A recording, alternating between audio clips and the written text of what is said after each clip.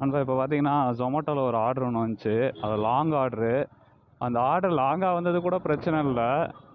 அந்த ஒரு ஆர்டரை பார்த்தீங்க அப்படின்னா ரொம்ப லாங்கில் போட்டுட்டு 13 கிலோமீட்ரு 13.8 கிலோமீட்டர்னு நினைக்கிறேன். 13 அரௌண்ட் ஒரு 14 கிலோமீட்டர்ஸ் வந்துச்சு. 14 கிலோமீட்டரில் ஆர்டர் போட்டிருக்காங்க. அந்த ஆர்டரில் என்னென்னா 2 பிரியாணி, 3 நானு, ஒரு சிக்கன் கிரேவி, ஒரு சிக்கன் 65 இவ்வளோதான். ஆக்சுவலாக ஒரே ஒரு கேரி பேக் தான் வருது. பட் அதோட பில்லு வந்து பார்த்திங்கன்னா 1788 வந்ததுனால 2 டெலிவரி பார்ட்னர் போட்டாங்க. ஸோ ஒரே ஆர்டரை டெலிவரி பண்ணுறதுக்கு 2 பேர். 2 பேர் போய் என்னடா பண்ணுறதுன்னு சொல்லிட்டு கடைசியில் போய் பார்த்தா அங்கே என்னோடய கோ பார்ட்னர் ஒருத்தவங்க வந்தாங்க. ஸோ அவர் வந்துட்டு என்ன பண்ணிட்டாருன்னா, நான் வேணால் முன்னாடி போகிறேன், நீங்கள் பார்சல் வாங்கிட்டு வந்துடுங்க அப்படின்னு சொல்லிட்டு என்னை மாட்டி விட்டார். சரி என்ன பண்ணுறது, நம்மளும் வந்துட்டு ஆனால் ஒரு ஆர்டருக்கு 100 ரூபா கொடுத்தாங்க நண்பா. 100 ருபீஸ் அப்படின்றதுனால அது போக ரிட்டன் டு ஜோன் பே ஒரு 28 ருபீஸ். மொத்தம் ஒரு ஆர்டருக்கு பார்த்தீங்க அப்படின்னா 128 சம்திங் வந்திருக்கு. லாபம் தான் சொல்லலாம். ஆனால் இருந்தாலும் இந்த லாங்குக்கே வந்தீங்க பார்த்தீங்கன்னா 14 கிட்டத்தட்ட 25 கிலோமீட்டருக்கு 28 கிலோமீட்டருக்கு ஆயிடுச்சு. 28 கிலோமீட்டருக்கு நம்ம பைக்குக்கு பார்த்தீங்க அப்படின்னா லிட்டருக்கே 50 கிலோமீட்டர் தான் போகும். அப்போ அதுலேயே வந்து கிட்டத்தட்ட 50 ரூபாய்க்கு பெட்ரோலு போயிடும். பேலன்ஸ் 78 ரூபா தான் வந்து நமக்கு லாபம். இப்போ வரைக்கும் சேனலில் 2 வீடியோ போட்டிருக்கேன்.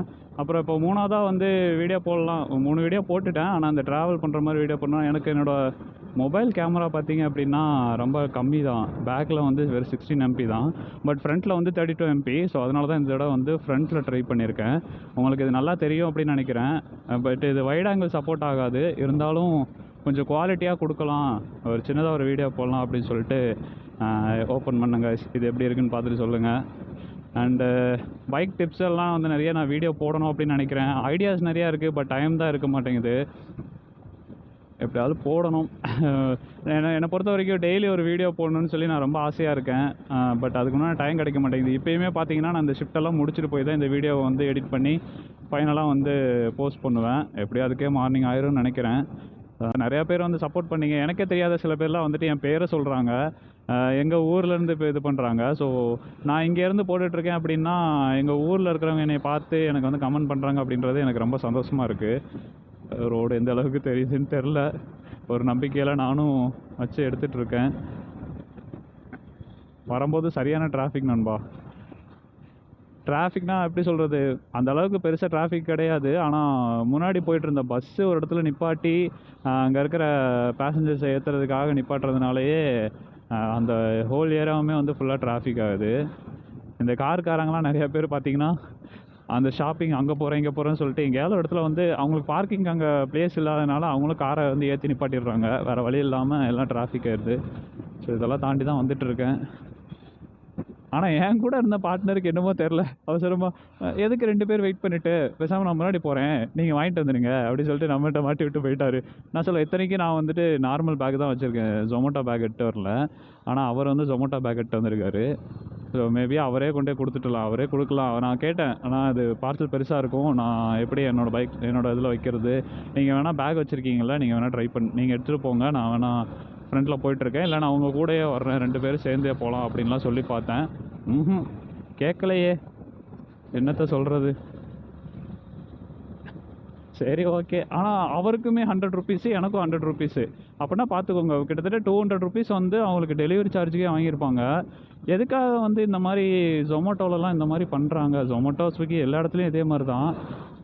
கஸ்டமர்ஸ் ஏன் இப்படி பண்ணுறாங்கன்னு எனக்கு சத்தியமாக புரியலை. அவங்க சாப்பிட்ணுன்னு நினைக்கிறது மேபி இது வந்து எங்கேன்னு பார்த்தீங்கன்னா இந்த வெள்ளங்கிரி மலை ஈசா யோகமயம் போகிற ரோடு. ஸோ இந்த பக்கம் வந்து அந்த ஹோட்டல் இல்லாதனால அவங்களோட ஃபேவரட் ரெஸ்டாரண்ட்டாக இருக்கலாம். ஸோ அதனால் வேணால் ஆர்டர் போட்டுக்கலாம். ஆனால் சில பேர் பார்த்தீங்கன்னா எனக்கு இதுக்கு முன்னாடி ஒரு ஆர்டர் ஒன்று வந்துருக்கு நண்பா. எங்கன்னா சாய்பாபா கோயில் அந்த கீதா கேன்டீன் அப்படி சொல்லிட்டு ஒரு ஹோட்டல் இருக்குது. அந்த ஹோட்டல்லேருந்து எடுத்து ஒண்டிபுத்தூர், அதாவது சிங்காலூர்லாம் தாண்டி அவுட்ரு, அங்கே ஒண்டிப்புத்தூரில் வந்து ஒரு வீட்டில் வந்து ஆர்டர் போட்டிருக்கான். நான் என்னடா ஒண்டிப்புத்தூரில் ஆர்டர் போட்டிருக்காங்களே அப்படின்னு சொல்லிட்டு செக் பண்ணி பார்த்தா, சரி ஓகே நம்ம இதுக்கு போகணும்னு சொல்லிட்டு போயிட்டேன். நான் ஆக்சுவலாக அன்றைக்கி என்ன பண்ணியிருக்கேன்னா, லொக்கேஷன் கரெக்டு தானான்னு சொல்லி ஒரு தடவை கால் பண்ணி கேட்டிருக்கணும். எனக்கு அப்போ அது தெரில. அப்புறம் தான் ஒரு சீனியர் பார்ட்னர் வந்து என்ன சொன்னார், இந்த மாதிரிலாம் லாங்கு லொக்கேஷன் வந்துச்சு அப்படின்னா அது கரெக்டாக இல்லை ராங்கான்னு சொல்லி செக் பண்ணிக்கோ அப்படின்னு சொல்லி சொன்னார். அதுக்கப்புறம் தான் நான் வந்து அங்கே போயிட்டு டெலிவரி பண்ணலான்னு சொல்லி நைட்டு எத்தனை மணிக்கு என்னோடய ஷிஃப்ட் முடிகிறதே வந்து பார்த்தீங்கன்னா 10 மணிக்கு நான் முடிஞ்சிடும். என்னோடய லாகின் அந்த கிக்கு வந்து 7 to 10 தான் நான் புக் பண்ணியிருந்தேன். ஸோ 7 to 10 புக் பண்ணியிருக்கும்போது எனக்கு கரெக்டாக வந்து 9:45க்கு ஆர்டர் வந்துச்சு. அப்போது ஆர்டரோட கிலோமீட்டர் வந்து நான் செக் பண்ணும்போது 14 கிலோமீட்டருக்கு மேலே காட்டுது. சரி ஓகே, அப்போது நம்ம இன்னொரு கிக்கு ஒன்று புக் பண்ணிடலாம்னு சொல்லிட்டு 10 to 11 கிக்கே நான் புக் பண்ணேன். ஸோ அது வீக்லி இன்சென்டிவ்க்கு வந்து அது கொஞ்சம் ஹெல்ப்ஃபுல்லாக இருக்கும். ஸோ அதை புக் பண்ணிவிட்டு நானும் ஃபாலோ பண்ணி எப்படியோ போயிட்டேன். அங்கே லொக்கேஷனுக்கு போய் பார்த்தா அவங்க ஏதோ வீட்டில் ஏதோ ஃபங்க்ஷன் போல். அவங்களாம் இங்கேருந்து அப்போ தான் காரில் வந்தாங்க. வந்துட்டு அந்த பையன் சொல்கிறான், அண்ணா நான் தெரியாமல் லொக்கேஷனை மாற்றி போட்டேண்ணா, இது அங்கே பக்கத்துலேயே கொடுக்கறது தான் அப்படின்னு சொல்லி சொன்னாங்க. எங்கே கொடுக்கணும் அப்படின்னு கேட்டால் கணபதியில் அப்படின்றாங்க. நான் இருந்த லொக்கேஷன், அந்த ஹோட்டல் இருந்த லொக்கேஷனுக்கும் கணபதிக்கும் ஜஸ்ட் ஒரு 4 கிலோமீட்டர்ஸ் தான். சாய்பாபா கோயிலேருந்து இந்த கணபதி போகிற வழியில் இருக்கிற இடத்துக்கு அவங்க சொன்ன லொக்கேஷனுக்கு வந்து ஒரு 4 to 5 கிலோமீட்டர்ஸ் தான் வரும். இதுக்கு போய் நான் எதுக்குடா 14 கிலோமீட்டர் நான் ட்ரைவ் பண்ணி வந்தேன் அப்படின்னு சொல்லிட்டு அந்த மாதிரி ஆச்சு.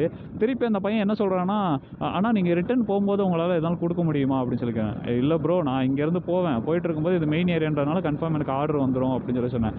அதுவும் இல்லாமல் சரி அப்படியே எனக்கு ஆர்டர் வரல, நான் லாக் ஆஃப் பண்ணி வச்சுட்டு போனாலுமே யோசிச்சு பாருங்கள் நண்பா, அவங்க போட்டிருக்கிறது 2 தோசை, 2 ரோஸ்ட்டு தோசை. இந்த ரோஸ்ட்டு தோசை அங்கேருந்து இங்கே வர்றதுக்குள்ளே எப்படி இருந்தாலும் அப்படியே காஞ்சு ஒரு மாதிரி ஒட்டி போயிருக்கும். அதை சாப்பிட்றதே கஷ்டம். ஏன்னா இந்த ஆர்டரை மறுபடியும் நான் 14 கிலோமீட்டர் அங்கே வரைக்கும் எடுத்துக்கொண்டே கஸ்டமர்கிட்ட கொடுத்தேன் அப்படின்னா அவங்களுக்கு எப்படி இருக்கும்? ஸோ இந்த மாதிரிலாம் பண்ணுறாங்க லாங்கில். நீங்கள் யாரும் இந்த மாதிரி Zomato, Swiggy இதிலலாம் வந்துட்டு அதிகமாக ஆர்டர் போட்டு சாப்பிட்றவங்களா வீடியோ எதில் கட் ஆச்சுன்னு தெரில. நீங்கள் இந்த மாதிரி Zomato, Swiggyலாம் ஆர்டர் போகிற ஆளாக இருந்தீங்க அப்படின்னா ரொம்ப லாங்லலாம் வந்து அநியாயத்துக்கு ஆர்டர் போடாதீங்க. ஓரளவுக்கு லெவலில், மீடியம் லெவலில் உங்களுக்கு பக்கத்தில் எந்தெந்த ஹோட்டல் இருக்கோ அந்த மாதிரி பார்த்து இது பண்ணுங்கள். உண்மைக்குமே டெலிவரி பார்ட்னர் அவ்வளோ தூரம் வந்துட்டு போகிறாங்கன்னா அவங்களுக்கு உண்டான ரிஸ்க் இருக்கும். லேட் நைட்லலாம் அவ்வளோ தூரம் வரதுக்கு ரிஸ்க் இருக்கும். அந்த மாதிரிலாம் இருக்குது. ஸோ நெக்ஸ்ட் ஆர்டர் வந்துடுச்சு நண்பா. நான் என்னென்னு பார்த்துட்டு அதை கண்டினியூ பண்ணுறேன்.